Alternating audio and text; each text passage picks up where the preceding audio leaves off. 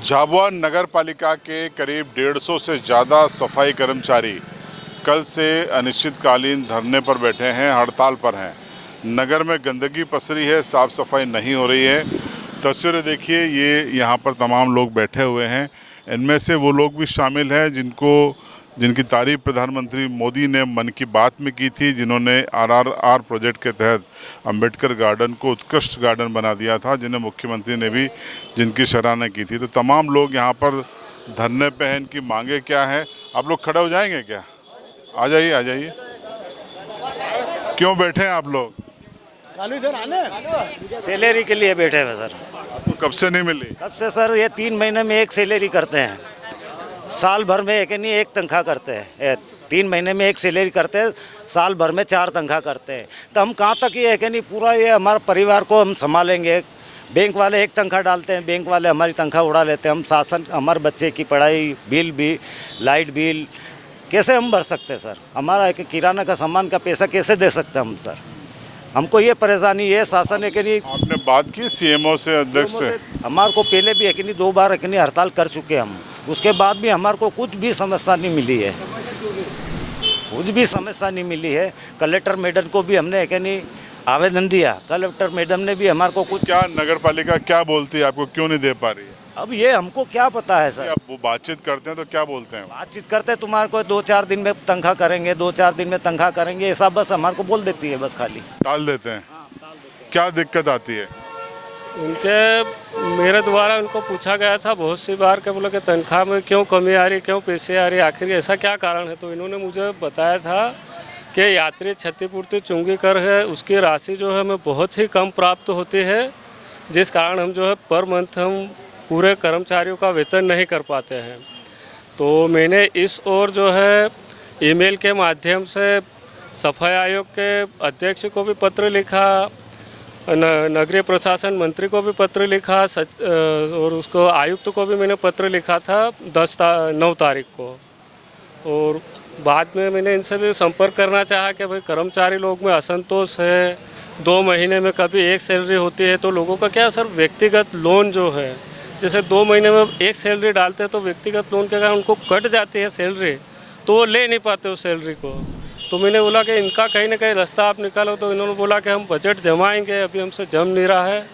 बाकी कर्मचारी लोगों में इस कारण के वेतन नहीं मिल पाता, तो बहुत कुल कितने लोग यहाँ आपके साथ धरने पे हैं? धरने पे जैसे सफाई कर्मचारी 200 लोग हैं, और विभिन्न शाखाओं के भी कर्मचारी हैं जो उनको भी वेतन नहीं मिल रही, वो भी फ़ोन के द्वारा है, ऐसे चर्चा मुझसे करते हैं कि आप लोग हड़ताल करोगे, क्या करोगे? तो हमें भी कुछ ना कुछ, क्योंकि हमको भी तनख्वाह नहीं देते, आप लोगों को कभी दे देते हैं तो हमको तो बाकी रख लेते हैं। तो मैंने कहा कहीं नहीं, ठीक है। मैंने कहा आप लोग भी जो है आप समर्थन कर सकते हो तो करो। तो उसमें जैसे विद्युत शाखा है, लोक निर्माण शाखा है, फायर शाखा है, और जैसे कि और भी जैसे कि जल प्रदाय व्यवस्था है, वो भी किसी को नहीं मिल रहा नगर पालिका में? किसी को, उनको भी नहीं, कार्यालयीन कर्मचारी को भी नहीं मिला, वो भी त्रस्त है। पर वो कुछ महिलाएं खड़ी होंगी,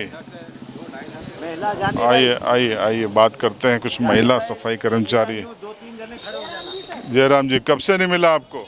ये बोलेंगे सर हमको साल भर में 3 तनख्वाह देते कि 4 देते, और कहने जाते हैं तो हमको कहते हैं कि तुम्हारी तनख्वाह आगे से नहीं आ रही, तो हम कहाँ से देंगे, ऐसे बोलते हैं। और झूठ पे झूठ बोलते हैं ये लोग। अध्यक्ष के पास जाते हैं तो मना करते हैं, सीएमओ के पास जाते हैं जब भी मना ही करते हमको। ना तो मेरा झाड़ू, ना तो मेरे को ड्रेस, बरसाती कपड़े भी नहीं दे रहे, गाड़ी भी नहीं दे रहे, झाड़ू भी नहीं दे रहे, कुछ नहीं दे रहे ये लोग। समय पे वेतन भी नहीं दे रहे हैं। समय पर तो आप लोग तो काफ़ी मेहनत करते हैं, सुबह जल्दी उठते हैं, देर रात तक, तो सोचना चाहिए क्यों नहीं दे रहे हैं ये?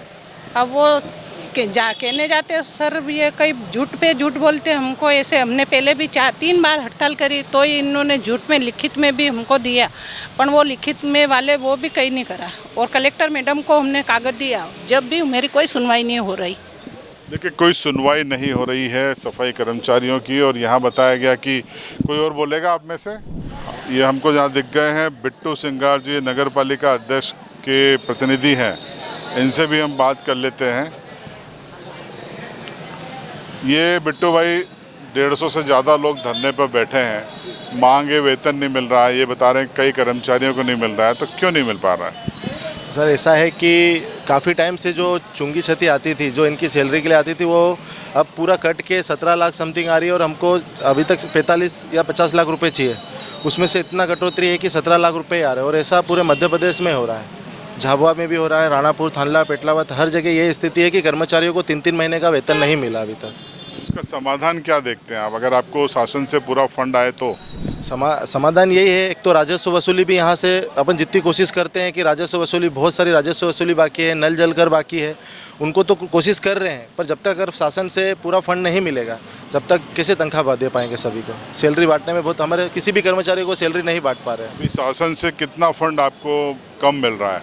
शासन से हमको समथिंग अभी अगर सैलरी के रूप में देखें तो 45 लाख रुपए तक समथिंग कम मिल रहा है।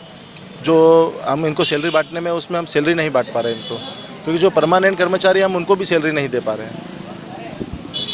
ये नगर पालिका का पक्ष भी सामने आया। देखिए, कुल मिलाकर ये है कि जो चुंगी कर होता है या जो विशिष्ट अनुदान होता है राज्य शासन का, वो मध्य प्रदेश में स्थानीय निकायों को नहीं मिल पा रहा है, जिसके चलते इनके कर्मचारियों को वेतन नहीं दे पा रहे हैं।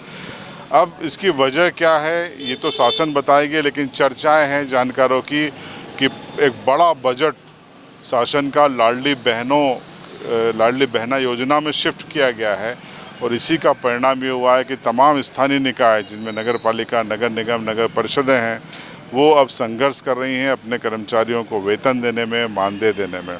उसी का नतीजा है कि झाबुआ में तमाम लोग हड़ताल पर बैठे हैं।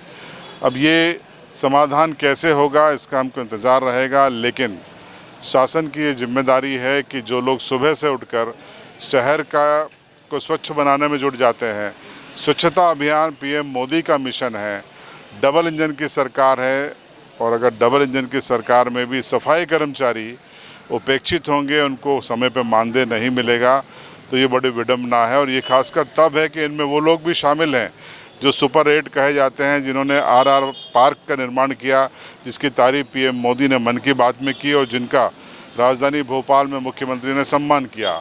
एक तरफ आप तारीफ करते हैं, एक तरफ आप सम्मान करते हैं और दूसरी तरफ इनको धरने पर बैठने को मजबूर करते हैं। शायद सियासतदानों का यही दोहरा चरित्र होता है। इस मुद्दे पर आपकी राय कमेंट बॉक्स में ज़रूर बताएं।